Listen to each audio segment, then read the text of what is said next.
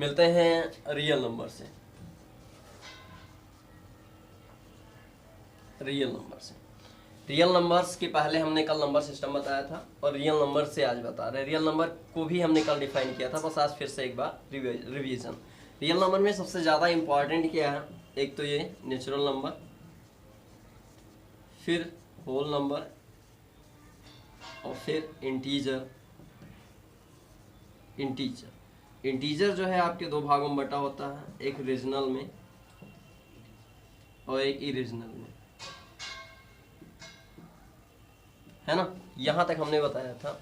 अब रीजनल और इरीजनल की अगर हम बात करें, अगर हम रीजनल की बात करें तो रीजनल जो है वो होते हैं आपके टर्मिनेटिंग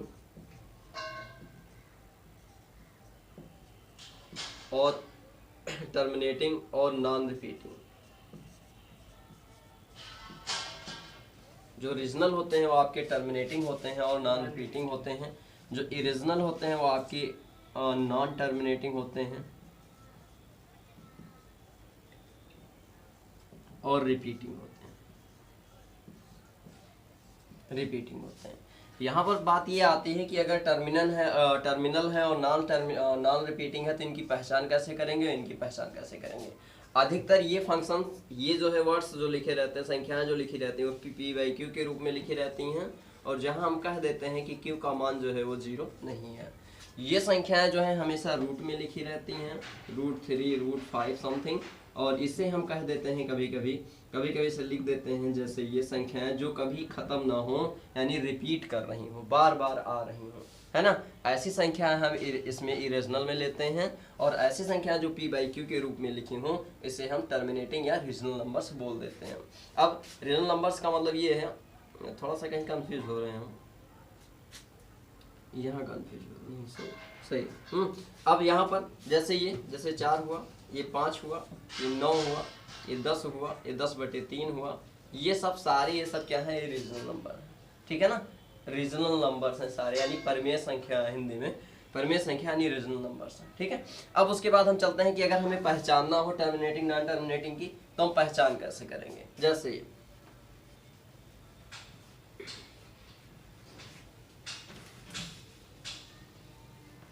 एक है आपका टर्मिनेटिंग, एक है आपका नॉन टर्मिनेटिंग।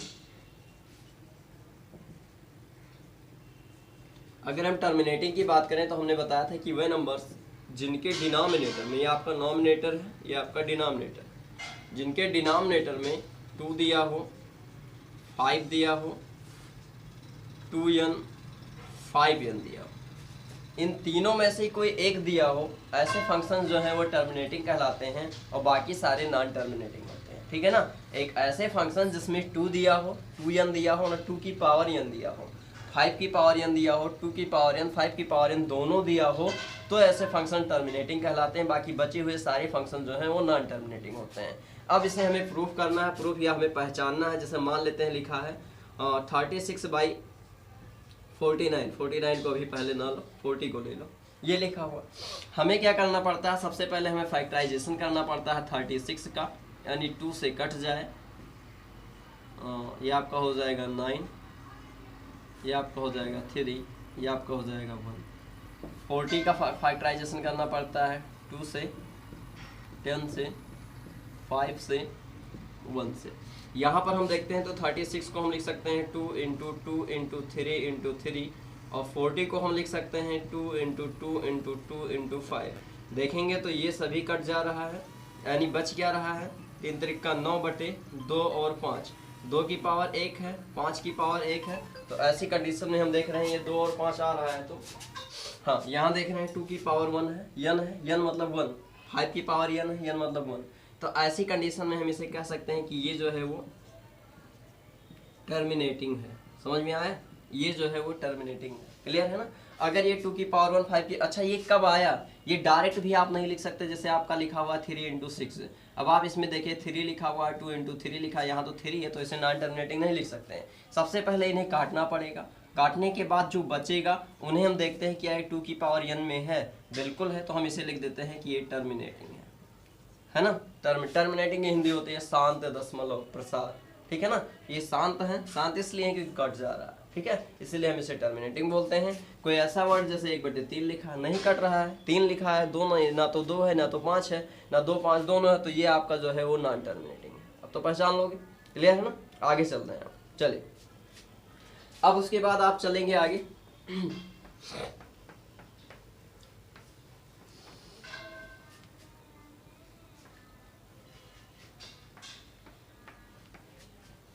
चलिए इस क्वेश्चन बुक से थोड़ा समझ लेते हैं क्या और दिया हुआ है।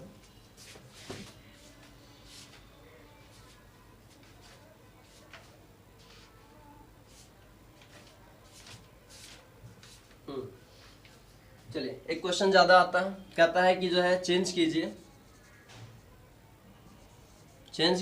0.6 डैश को p/q के रूप में, ऐसे कहता है चेंज कीजिए 0.6 को p/q के रूप में, p/q के रूप में।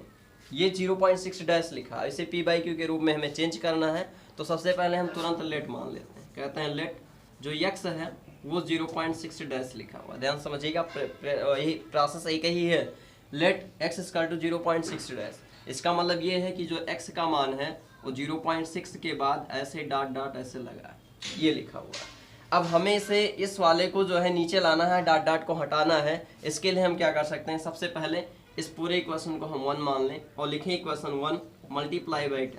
हर बार हमें 10 से ही मल्टीप्लाई करना है, चाहे जितनी बड़ी संख्या लिखी हो, हर बार हमें 10 से ही मल्टीप्लाई करना है। तो जो हम 10 से मल्टीप्लाई करेंगे तो x का 10 से मल्टीप्लाई तो 10x हो जाएगा, इसे 10 से मल्टीप्लाई करेंगे तो एक दशमलव इधर खसक के यहाँ आ जाएगा, यानी 6.66 समथिंग रहेगा, है ना। और इसे हम मान लेते हैं क्या, इक्वेशन नंबर 2, ठीक है। अब जब इक्वेशन 1 देख रहे हैं, इक्वेशन 2 देख रहे हैं, तो यहाँ पर लिखते हैं, फिर से लिखते हैं इक्वेशन 2 माइनस इक्वेशन 1। 2 में से एक घटने पर, 2 में से जब एक लेस होगा तो 2 क्या लिखा हुआ है, 10x इक्वल टू 6.66 समथिंग, और ये x लिखा हुआ है x इक्वल टू 0.66 समथिंग है, ये लिखा हुआ। 10 में से यहाँ पर एक लिखा हुआ, 10 में से एक जाएगा तो ये 9x बचेगा, और ये आपका सब 0 0 0 हो जाएगा, और 6 में से 0 जाएगा तो 6 बचेगा, है ना। यानी यहाँ पर हम देख रहे हैं कि ये जो 9x है वो 6 के बराबर है, तो x इक्वल टू हो जाएगा 6/9। अभी समझ में आ रहा होगा, है ना, x इक्वल टू 6/9 हो जाएगा, ये आपका आंसर हुआ। अब यहाँ पर आपका जो है 7 की 6 की जगह 7 हो सकता है, एक बार यहाँ पर अगर मान लेते हैं 6 की जगह 7 हो जाए तो आप क्या करोगे, जहाँ जहाँ 6 लिखे थे वहाँ क्या करना है, 7 कर देना है। बाकी प्रोसेस सेम यही है, कोई दिक्कत नहीं, सेम ऐसे 7 लिखते चले जाइए। सेम जहाँ जहाँ 6 है वहाँ 7 कर देना है, ये 7 ये 7 ये 7, ऐसे ये भी सब 7 7 और 7 हो जाएगा, और आंसर भी 7 आएगा। यानी यहाँ भी 7 आएगा और यहाँ भी 7 आएगा, समझ में आया। तो आप ऐसे एक्सचेंज कर सकते हो। एक ऐसे लिखा होगा 0.16 और ऐसे 6 पर डैश लिखा है, ऐसे कह रहा है कि p/q में बदलिए। अब आवाज़ ना करो, ऐसे p/q में बदलिए ऐसा कह रहा है। हम तुरंत मान लेंगे x इक्वल टू 0.16 डैश, ऐसे मान लेंगे। और उसके बाद फिर से यहाँ पर थोड़ा सा ध्यान दे रहे हैं, तो हम इसे कुछ ऐसे लिख सकते हैं 0.1666 ऐसे लिख सकते हैं। इसे इक्वेशन नंबर 1, केवल 6 को, 1 को नहीं। अगर 1 पे डैश होता तो 16 बार बार लिखते, चूंकि 6 पे डैश लगा है तो खाली 6 लिखेंगे। अब इस इक्वेशन 1 को हम 1 से मल्टीप्लाई करेंगे, 10 से मल्टीप्लाई किए तो हमें मिलेगा 10x। यहाँ पर ये एक अंक इधर जाएगा तो 1.666 मिलेगा। ये थोड़ा सा यहाँ ध्यान दो तो और काम हो जाएगा। यहाँ पर क्या है, 1 है, यहाँ पर क्या है, 6 है। 1 और 6 दोनों में अंतर है, डिफरेंस है, सेम नहीं है, तो इसे हम इक्वेशन नंबर 2 मानते हैं और फिर से लिख देते हैं 2 मल्टीप्लाई बाई 10। ऐसा हम क्यों किए हैं, इसके पहले वाले क्वेश्चन में जो हम 10 से मल्टीप्लाई किए थे तो देखे थे यहाँ भी 6 है, यहाँ भी 6 है, तो मल्टीप्लाई रुक गया था। लेकिन इसमें नहीं है, इसमें यहाँ पर 6 यहाँ पर 1 है, तो हम एक बार फिर से मल्टीप्लाई करते हैं। तो फिर से 10 से मल्टीप्लाई करेंगे तो ये हो जाएगा आपका क्या, 100, और ये आपका एक अंक और जाएगा। अब इसे मैच करो, यहाँ 6 है, यहाँ 6 है, 6 है, तो जब तक ये इक्वल ना आ जाए तब तक आपको 10 से मल्टीप्लाई करते रहना है, जब तक यहाँ पर 6 या 7 या 5 सेम अंक ना आ जाए तब तक की मल्टीप्लाई करते रहना है, ठीक है ना। अब यहाँ पर हम इक्वेशन नंबर इसे 3 मान लेंगे, तो हम लिखेंगे यहाँ पर इक्वेशन नंबर 3 और माइनस में इक्वेशन नंबर 2। तो ये 3 दिया है 100x इक्वल टू 16.66 ऐसे, और ये दिया हुआ आपका 10x और इक्वल टू दिया हुआ है 1.666 ऐसे।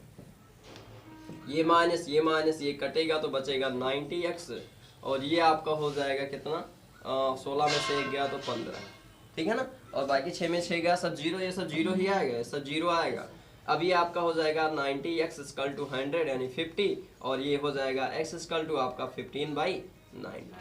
ये आपका आंसर क्लियर होगा आप शायद। एक चीज और, अगर हम इसे थोड़ा सा डायरेक्ट लिखना चाहें, इतनी कैलकुलेशन चलो हमने कर ली है, जब आपको कह दे कि एक्सचेंज कीजिए तो इतना करना पड़ेगा, लेकिन बाई चांस आपको चेक करना है कि ये सही है कि नहीं सही है, तो यहाँ पर हम आते हैं और देखते हैं कि ये जो लिखा रहता है ना, ये 16 ये जो लिखा रहता है, इसका मतलब ये है कि अगर हम इसे चेंज करना चाहते हैं तो लिख देंगे 16, और एक पे डैश लिखा तो लिख देंगे 9, और एक डैश से छूटा हुआ तो लिख देंगे 0, और माइनस में एक छूटा हुआ तो लिख देंगे 1, और घटा देंगे तो 15/90 हो जाएगा। ठीक, क्या है वो ज़रूरी भी है जानना। जैसे ये लिखा है 0.6 और ये डैश लगा, एक डैश का मतलब एक बार 9, जैसे थोड़ी देर पहले से जाइए डैश मिटा देते हैं, डैश मिटा दिए। अब अगर हमें इसे चेंज करना है तो हम 6/10 लिख देते हैं, इतना तो आता है ना। है? अब हमें इसे अगर 6 डैश को लिखना है तो हम 6/9 लिख देते हैं। क्या प्रॉब्लम है, यहाँ 10 था तो यहाँ 9 हो जाएगा क्योंकि डैश लगा है। अगर ये 2 बार डैश लगा हुआ है ऐसे, तो हम इसे कन्वर्ट कर देते हैं तो 2 बार 9 लिख देते हैं, इसमें तो कोई प्रॉब्लम नहीं है ना। 3 बार डैश लगा है तो 3 बार 9 लिख देते हैं। 0 के लिए नहीं डैश लगता है तो 10 लगता है, ये एक 0 हटेगा, यहाँ पर एक 10 हो जाएगी, 0 बढ़ जाएगा। बट यहाँ जब एक डैश लगा रहता है तो 9 उतार देते हैं, है ना। अब समझ में आया 9 कहाँ से आया, अभी प्रूफ किए हो ना 9 कहाँ से आया, वही तो अभी लगवाए थे x वाला, इसीलिए तो लगवाए थे कि जान लो 9 कहाँ से आता है। ये हो जाएगा। अब ये कहता है कि अगर इस तरह ना दिया, अब ये कहता है कि इस तरह ना दिया, इस तरह दिया, इस तरह दिया, तो हम इसे लिखेंगे, देखो यहाँ पर आ जाएंगे, नीचे लिखेंगे, यहाँ पर डैश लगा है एक में तो एक 9 हो जाएगा, एक बिना डैश के है तो एक 0 हो जाएगा।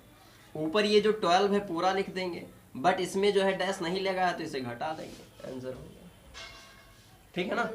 फिर से देखिए, फिर से देख लीजिए, जैसे ये लिखा है, ये लिखा है ना, तो इससे हम क्या करेंगे, लिखेंगे तो ऐसे ही, ये 00 डबल डैश है तो 99, डबल डैश है इसलिए 99 हुआ, एक बिना डैश के है तो एक 0, इतना लिख लोगे। ऊपर ये पूरा एक बार ऐसे लिख दो, और जो छूटा हुआ, छूटा क्या है, एक घटा दो, आंसर आ जाएगा। अब तो समझ में आया, ठीक है ना। जैसे ऐसे भी लिखा हो सकता है, 1 1 2 ऐसे 2 पर डैश लगा हो, ऐसे लिखा हो। तब यहाँ पर हम इसे एक्सचेंज करेंगे तो देखो बटे में क्या लिखेंगे, 9, खाली एक बार 9 हो गया। फिर उसके बाद ये 2 0 हो तो हम 2 0 लिख देंगे, 2 0 हो गया। अब उसके बाद क्या करेंगे, ये जो 112 लिख देंगे, ऐसे माइनस लगा देंगे, और 11 छूटा हुआ, देखिए 11 छूटा हुआ तो 11 लेस कर देंगे, अब इसे घटा देंगे। अब तो समझ में आया, x इक्वल टू लिखा 112 ऐसे लिखा हुआ, तो x इक्वल टू हो जाएगा 110 पॉइंट, तो ये 0.11122 ऐसे बार बार मिलता रहेगा, ठीक है ना। इसे क्वेश्चन नंबर 1 मान लेते हैं। और जो वहाँ पर 22 होता है तो वहाँ पर 222 ऐसे लिखते हैं। हाँ, ऐसे जो भी होता वही लिखते रहते, जिस पे डैश लगा रहता है वो वैसे ही लिखा जाता बार बार, ठीक है।